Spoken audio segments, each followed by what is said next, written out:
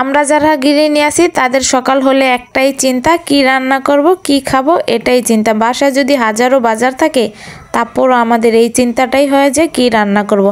আসলে কি দিয়ে কি রান্না করব, কি দিয়ে কি রান্না করব, এটা ভাবতে ভাবতেই অনেকক্ষণ সময় চলে যায়। কি বলো আপুরা, তোমাদের কি এরকম হয়? হ্যালো ব্রান, আসসালামু আলাইকুম। কি অবস্থা সবার, কেমন আছেন? আলহামদুলিল্লাহ আমি ভালো আছি। তো প্রতিদিনের রান্না বান্না তো করতেই হবে, কিন্তু কি রান্না করব, কি খাবো, এটা নিয়ে ভাবতে ভাবতেই সময় চলে যায়। কি আর করার বলো, রান্না তো করতেই হবে। সেই কারণে সব চিন্তা বাদ দিয়ে ভেবে নিলাম যে আজকে একটু ডাল আর ডিম রান্না করা যাক। প্রথমে আমি ডিমটাকে সেদ্ধ করে নিছি, সেদ্ধ করে একটু ভেজে নিলাম। অনেকে দেখি না ভেজেও রান্না করে, আসলে কি ভেজে নিলে কালারটা একটু সুন্দর আসে, আর না ভাজলে কালারটা একটু সাদা সাদা থাকে, আর ভেজে নিলে কালারটা একটু লাল লাল হয়, দেখতে সুন্দর লাগে আর কি। এই তো আমি একটু ভেজেই নিই, অনেকে অনেকভাবে রান্না করে, তো আমি ভেজেই রান্না করি। প্রথমে আমি মশলাটাকে কষিয়ে নিলাম, তারপর ছোট্ট একটা আলু কেটে কুটে আমি দিয়ে দিলাম।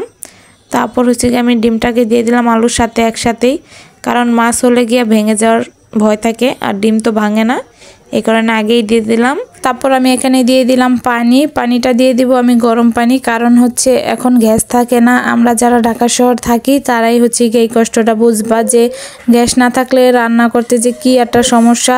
দেখা গেছে ঠান্ডা পানি দিলে ওই ঠান্ডা পানিটা বলক আস্তে আস্তে অনেকটা সময় চলে যায়, আর যদি গরম পানিটা দেওয়া যায় এর সাথে সাথেই হচ্ছে গিয়ে বলক চলে আসে। তো আমি এখানে হচ্ছে গরম পানিটা দেওয়ার কারণে দেখো সাথে সাথেই বলক চলে আসছে।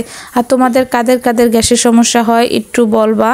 আমাদের এখানে আগে এরকম গ্যাসের সমস্যা ছিল না, ইদারিং অনেক গ্যাসের সমস্যা করতেছে। যাই হোক, আমি ওখানে হচ্ছে গিয়ে ডিমটা আমার রান্না করা শেষ, আমি ওখানে একটু ধনেপাতা দিয়ে তারপর হচ্ছে গিয়ে নামিয়ে নিচ্ছি। আর এখানে হচ্ছে গিয়ে আমি একটুখানি ডাল রান্না করব। আমি ডালটাকে ভালো করে ধুয়ে নিছি, তারপর হচ্ছে গিয়া আমি পেঁয়াজ কুচি দিয়ে দিলাম, তারপরে আদা রসুন বাটা আমি সামান্য একটু দেই, তোমরা কারা দাও আমি জানি না। ডাল রান্নার ভিতরে হালকা একটু আদা রসুন বাটা দিলে, মানে ভুনাটা ভিতরে দিলে ভালো একটা স্বাদ পাওয়া যায় বা ফ্লেভারটাও খুব সুন্দর আসে, এই কারণে হচ্ছে আর কি দেওয়া। তো তারপর একটু হলুদ মরিচ দিয়ে আমি এটাকে ভালো করে কষলিয়ে নিব। এরকম করে কষলিয়ে নিব যে তো হাতের ভিতরে আধা রান্না হয়ে যায়। দেখেছো, ভালো করে কষলিয়ে রান্না করলে হচ্ছে কি অনেক ভালো একটা স্বাদ পাওয়া যায়।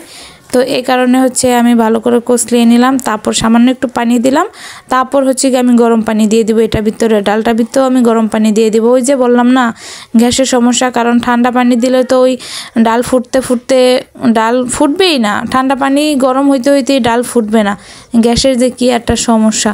তো এখানে হচ্ছে গিয়ে আমার ডালটাও রান্না করা শেষ, সামান্য একটু ধনেপাতা দিয়ে তারপর নামিয়ে নিলাম। তো আমার ভিডিওটা কেমন লাগছে অবশ্যই আপু ভাইয়ারা সবাই জানাবেন। সবাই ভালো থাকবেন, সুস্থ থাকবেন। আজকের জন্য আল্লাহ হাফেজ।